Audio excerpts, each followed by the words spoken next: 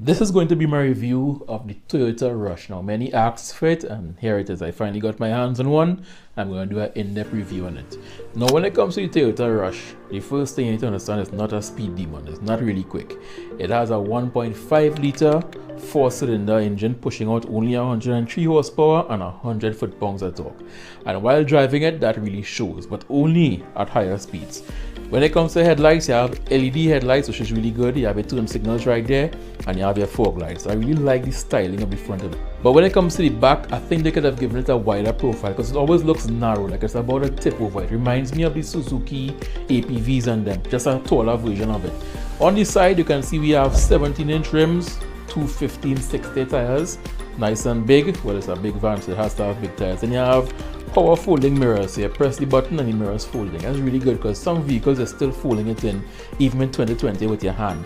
Then you have keyless entry, so you know the typical walk up to it, you press the button to unlock, which means you have a key fob, which means you have push to start. Typical affair in 2021. At the rear, you have your parking sensors and your reverse camera. That is unfortunately a static reverse camera. It doesn't turn with the steering wheel.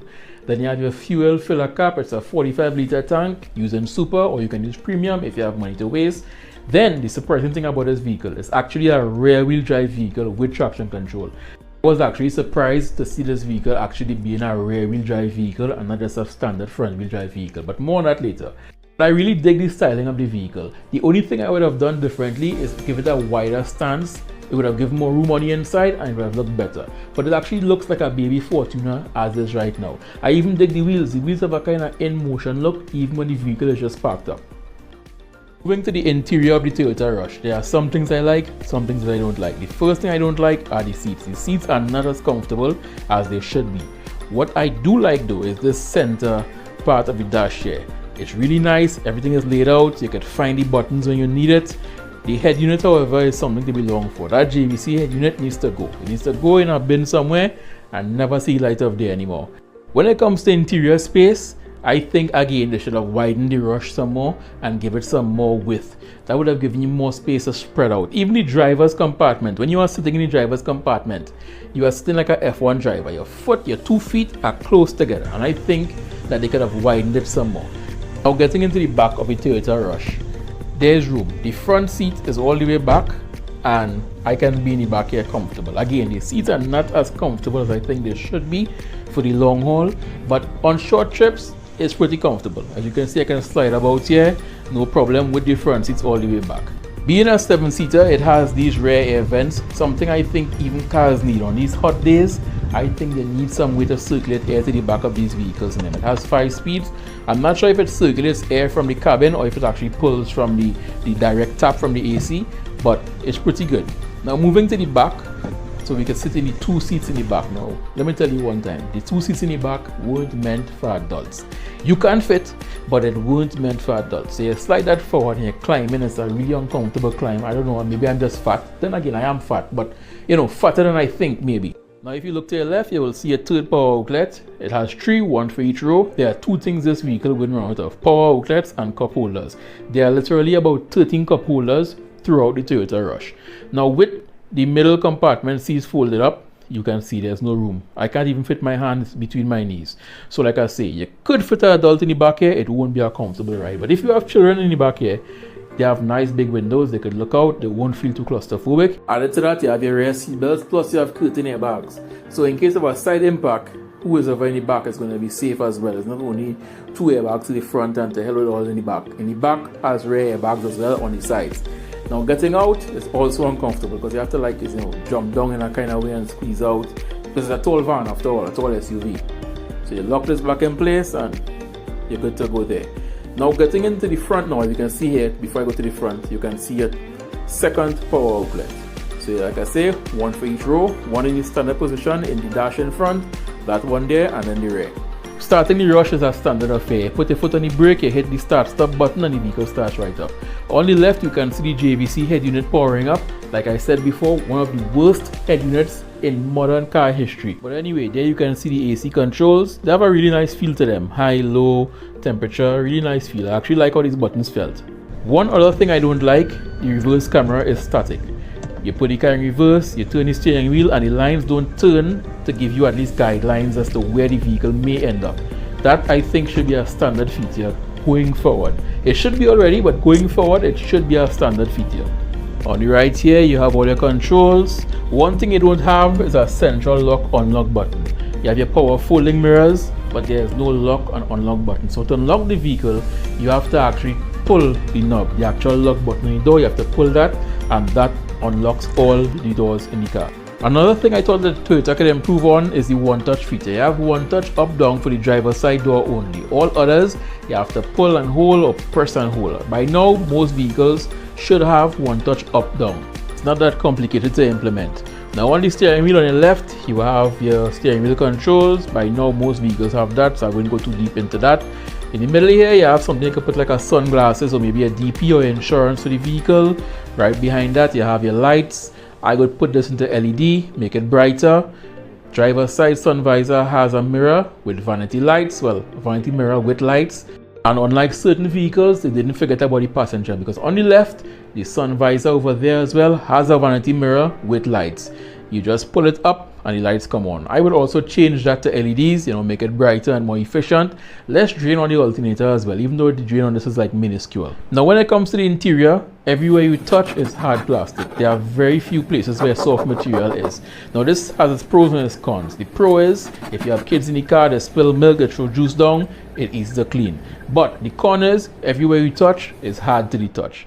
Next thing, there is no center armrest. This is a pain. Driving with no center armrest is a pain. This should be illegal to do.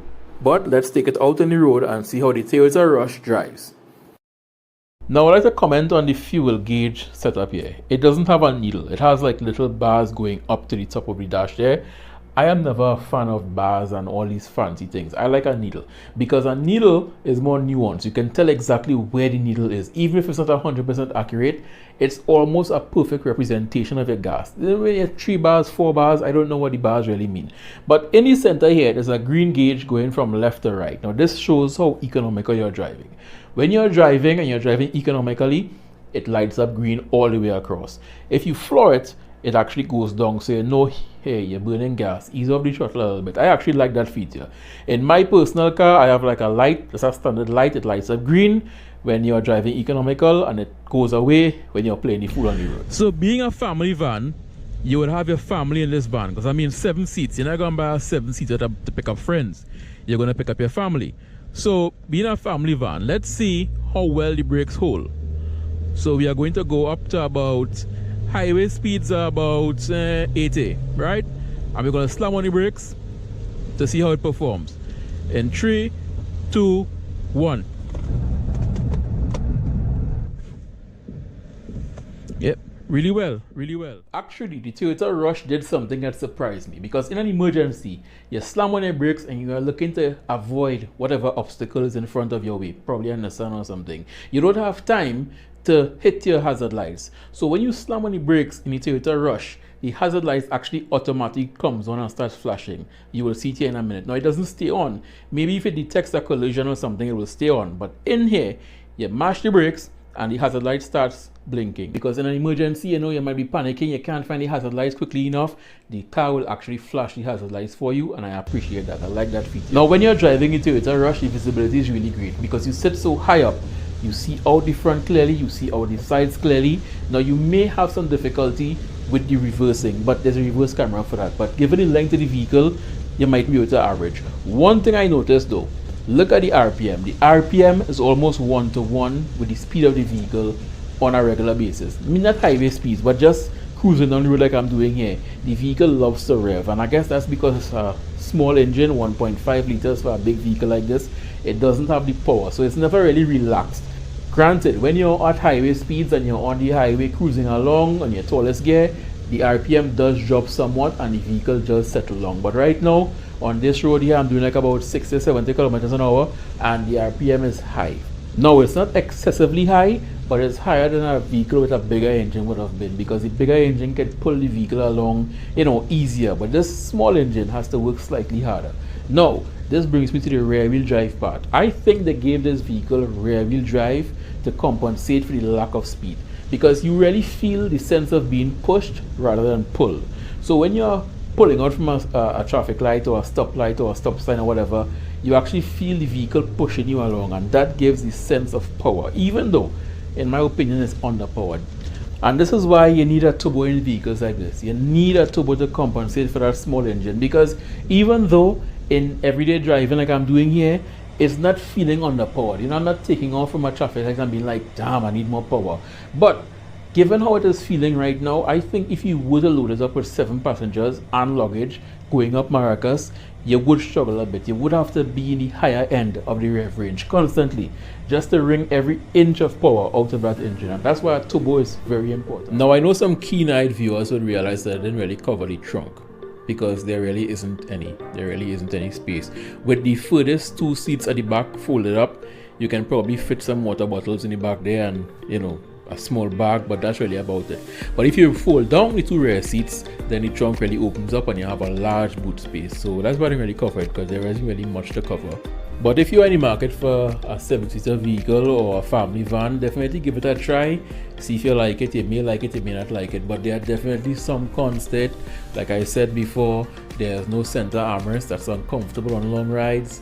The seats could be a bit more comfortable. Toyota could have also given it a wider stance, you know, it would have been that much more pronounced on the road. Also, that GVC head unit needs to go. You could change that out for Android head unit and get like a lot more functionality.